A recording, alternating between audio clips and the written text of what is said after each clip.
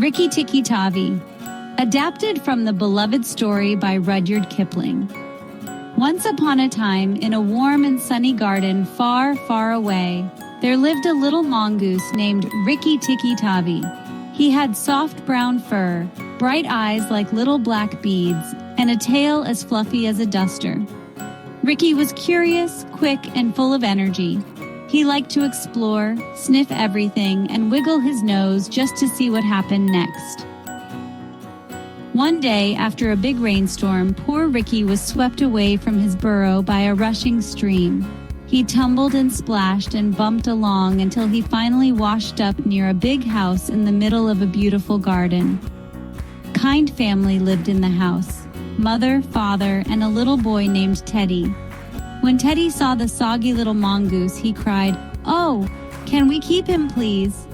Mother gently wrapped Rikki in a warm towel and gave him milk from a spoon.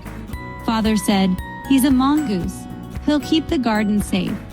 And just like that, Rikki, Tikki, Tavi had a new home. The garden was filled with tall grass, bright flowers, butterflies, and bugs that buzzed. There were also birds and frogs, and even a friendly tailor bird named Darzi, who sang songs from the trees. But not everything in the garden was friendly. Hiding deep in the shadows were two very dangerous cobras, Nag and Nagaina. They were long and slithery and did not like visitors in their garden, especially not curious little mongooses. Nag hissed to his wife, "If we don't get rid of this Rikki Tikki, he will ruin our plans." Nagaina's red eyes gleamed. "Then we must stop him before he stops us." Rikki Tikki, of course, didn't know about any of this yet. He was much too busy making friends. He visited Darzi and his wife in their nest and listened to their chirpy songs. He chased grasshoppers and tickled frogs with his whiskers. He even made friends with a sleepy old muskrat named Chuchundra, who warned him, "Be careful, little mongoose. The cobras are up to something." Rikki's ears twitched. He didn't like the sound of that. That night, as the moonlight shone over the garden, Rikki crept through the grass on soft little feet. Suddenly, he heard a whispering hiss from the bathroom of the house. Quiet as a shadow, he tiptoed in and peeked around the corner. Nag, the big cobra, was coiled up by the bathtub. He planned to bite the humans when they came in, so that Rikki would leave the garden in sadness. Rikki's heart beat fast. He had never fought a snake before, but he knew he had to protect his new family. With a brave squeak, Rikki leapt. He bit Nag right behind the head, holding on tight. They rolled and thrashed, bumping against the walls in the tub. It was a very noisy fight. Father heard the commotion and rushed in with a broom. When he saw what was happening, he shouted, "It's Rikki! He's fighting the cobra!" With Father's help, Rikki defeated Nag, and the house was safe again. In the morning, Darzi sang a loud, happy song about Rikki's bravery. But Rikki wasn't smiling. Nagaina was still out there, and she was very angry. Rikki went to Darzi's tree. "Do you know where her nest is?" he asked. Darzi's wife fluttered down and whispered, "She has eggs in the melon bed." Rikki's eyes widened. "If those eggs hatch, there will be many baby cobras." He raced to the melon patch, his tail flicking with determination.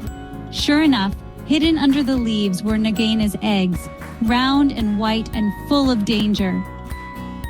One by one, Rikki began to destroy them, quietly, quickly, until only one egg was left. Just then, he heard a scream. "Rikki!" cried Darzi. "Nagaina is in the house. She's going after Teddy." Rikki didn't wait. He tucked the last egg gently under his paw and darted toward the house. Inside, Nagaina had coiled herself near Teddy's foot. Her eyes were burning with anger. "Move and I strike," she hissed. But Rikki skidded into the room and held up the last egg. "If you hurt Teddy," he said bravely, "I'll destroy your baby." Nagaina froze. She stared at the egg, then at Rikki, then at Teddy. In a flash, she snatched the egg and slithered toward her cobra hole in the garden wall. But Rikki wasn't done. He chased after her. Down, down into the dark tunnel they went, Rikki and Nagaina twisting and turning deep underground. It was dark and scary. Rikki couldn't see, but he could feel her slithering just ahead. He followed her scent, brave and bold, never slowing down. And then, silence. Above ground, the garden was still. Darcy and his wife waited. Teddy and his parents waited too.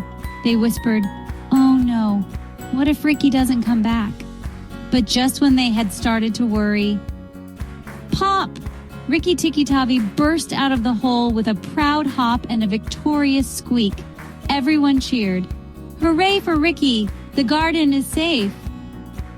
From that day on, Rikki Tikki lived happily with the family. He ran along the garden paths, sniffing the air and keeping watch. No snake ever dared to return. The birds sang sweet songs. The frogs splashed in peace. Teddy laughed and played. And every night, Rikki snuggled into his warm little nest, knowing he had a home and a family to protect forever. The end.